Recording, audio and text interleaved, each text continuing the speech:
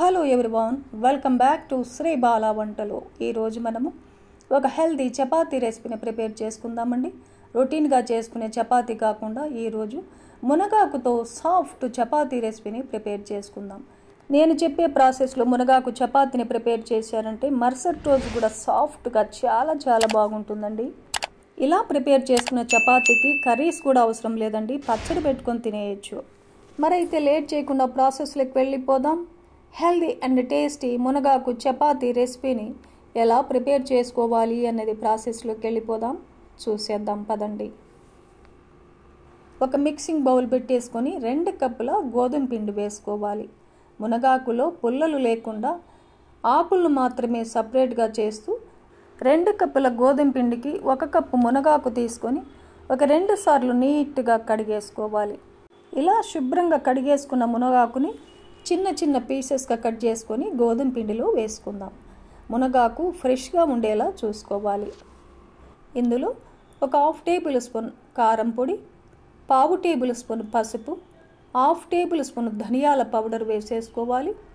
ఒక 2 పచ్చిమిర్చిని లోపల విత్తనాలు లేకుండా ఇలా చిన్న పీసెస్గా కట్ చేసి వేసేసుకుందాం. 1/2 టేబుల్ స్పూన్ జీలకర్ర పౌడర్ని వేసేసుకోవాలి. 1 టేబుల్ స్పూన్ అల్లం పేస్టుని వేసేసుకుందాం.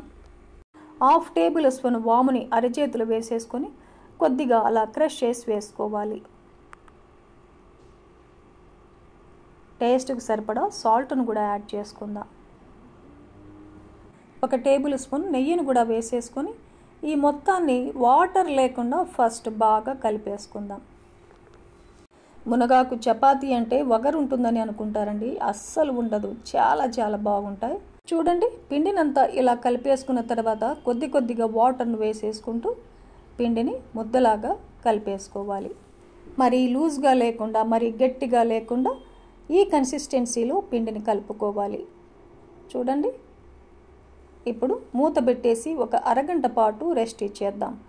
అరగంట తర్వాత చూసామంటే పిండి చాలా బాగా నానిపోయి మనకు సాఫ్ట్గా తయారైపోతుంది. ఈ పిండిని చిన్న బాల్స్ లాగా డివైడ్ చేసుకోవాలి.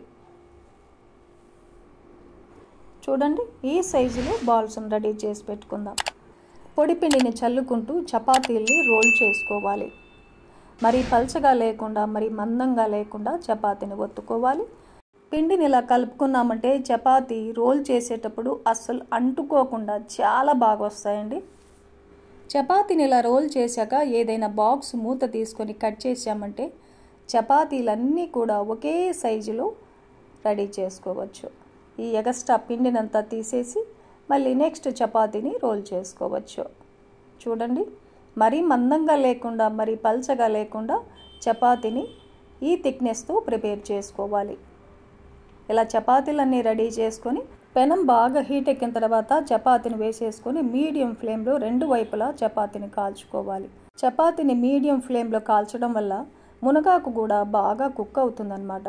ఇలా 2 వైపులా చపాతీని కాల్చుకున్న తర్వాత కొద్దిగా నెయ్యిని వేసేసుకొని చపాతీకంతా అప్లై చేయాలి. నెయ్యి ప్లేస్లో మీరు ఆయిల్ అయినా వేసేసుకోవచ్చు.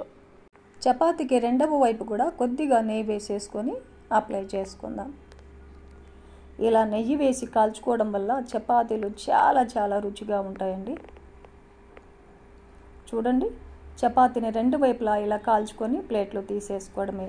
మిగిలి ఉన్న చపాతీలను కూడా ఇలాగే 2 వైపులా కాల్చుకున్న తర్వాత కొద్దిగా నెయ్యి కానీ ఆయిల్ కానీ వేసేసుకొని చపాతీకంతా అప్లై చేసి ఇలా 2 వైపులా బాగా కాల్చుకొని ప్లేట్లో తీసేసుకోవడమే. ఈ చపాతీలు మరుసటి రోజు కూడా సాఫ్ట్గా టేస్టీగా చాలా బాగుంటాయండి. ఈ చపాతీలకి ఎలాంటి కర్రీస్ కూడా అవసరమే లేదండి. పచ్చళ్ళతో కూడా ఈ మునగాకు చపాతీ టేస్ట్ చాలా బాగుంటుంది. ఆనియన్ రైతాతో కూడా ఈ చపాతీలని తీసుకోవచ్చు. చూశారు కదండి, హెల్దీ అయిన మునగాకు చపాతీ రెసిపీని ప్రిపేర్ చేసుకున్నాం కదా. ఈ మునగాకు చపాతీ డయాబెటిక్ వారికి కానీ వెయిట్ లాస్ కావాలనుకునే వారికి ప్రతి ఒక్కరికి కూడా బాగా హెల్ప్ అవుతుందండి. హెల్త్కు చాలా మంచిది కదా. చిన్నపిల్లలకు కూడా ఈ టేస్ట్ చాలా బాగా నచ్చుతుంది. మరెందుకండి ఆలస్యం, మీరు కూడా ఈ ప్రాసెస్లో మునగాకు చపాతీని ప్రిపేర్ చేసి ఫ్యామిలీతో టేస్ట్ చేయండి. ఈ వీడియో మీకు నచ్చితే లైక్ చేయండి, షేర్ చేయండి, సబ్స్క్రైబ్ చేయండి. థ్యాంక్ యూ అండి. Thanks for watching.